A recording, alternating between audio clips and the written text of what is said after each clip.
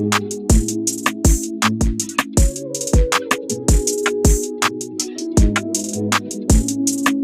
duties of the holder. Act 39. When presentment for acceptance is necessary.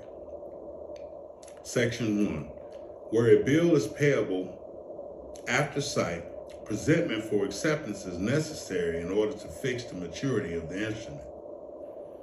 Section 2.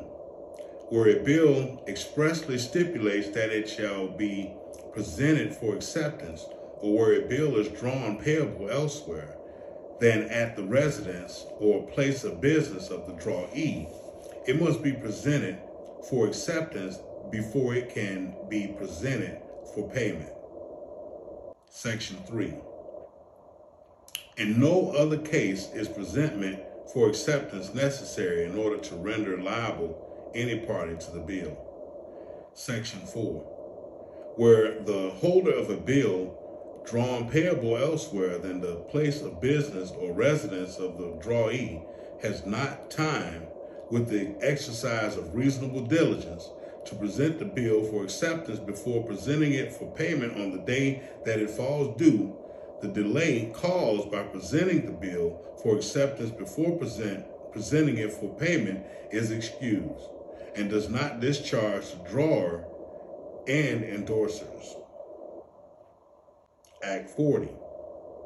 Time for presenting bill payable after sight.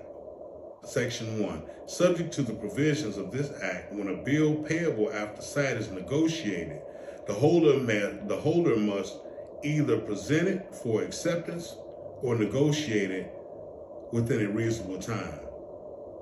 Section 2.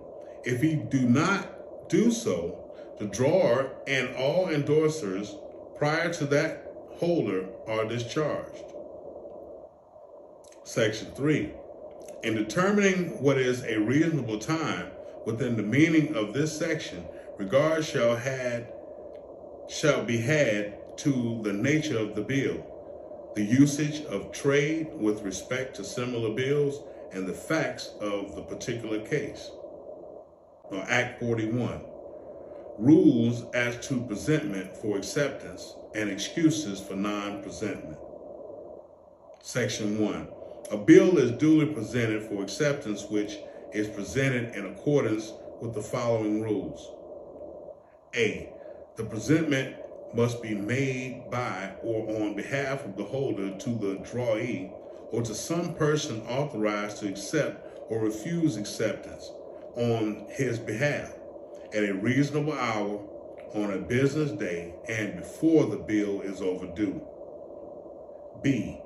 Where a bill is addressed to two or more drawees who are not partners, presentment must be made to them all, unless one has authority to accept for all. Then presentment may be made to him only.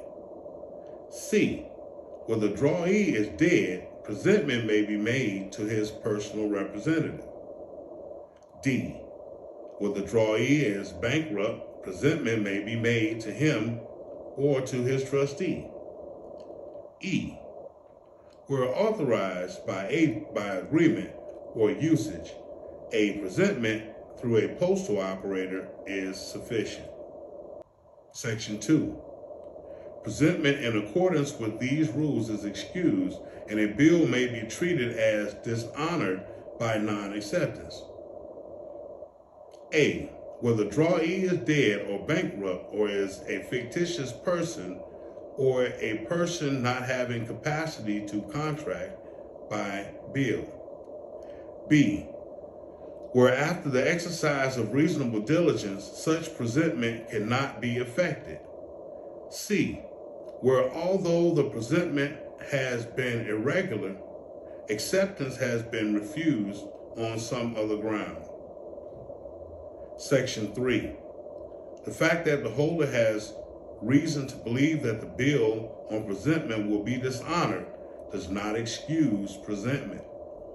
Act 42. Acceptance. When a bill is duly presented for acceptance and is not accepted within the customary time, the person presenting it must treat it as dishonored by non-acceptance. If he do not, the holder shall lose his right of recourse against the drawer and endorsers. Act 43, dishonor by non-acceptance and its consequences. Section 1, a bill is dishonored by non-acceptance. A, when it is duly presented for acceptance and such an acceptance as is prescribed by this act is refused or cannot be obtained.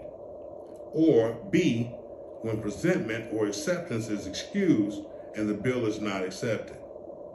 Section 2. Subject to the provisions of this act, when a bill is dishonored by non-acceptance, an immediate right or of recourse against the drawer and endorsers accrues to the holder, and no presentment for payment is necessary. Act 44, duties as to qualified acceptances. Section 1, the holder of a bill may refuse to take a qualified acceptance, and he does not obtain an unqualified acceptance, may treat the bill as dishonored by non-acceptance.